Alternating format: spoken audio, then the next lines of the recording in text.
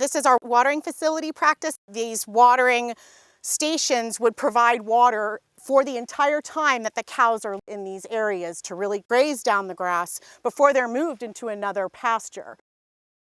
Our operation is an organic dairy farm. We milk 1,100 organic cows. We have a pasture-based dairy. Have a little over 3,000 acres altogether in our operation. This ranch is one of our heifer ranches. We keep heifers and dry cows here. We didn't have water on top of the hill. The cows had to walk off the hill every day to drink, and then once they drank, they didn't want to walk back up the hill. NRCS were able to give us funding to drill a well, and then as we came down the hill, we put in 7 water troughs. George came to NRCS to help develop watering facilities and locations and a water source that would help support his intensive rotational grazing management system.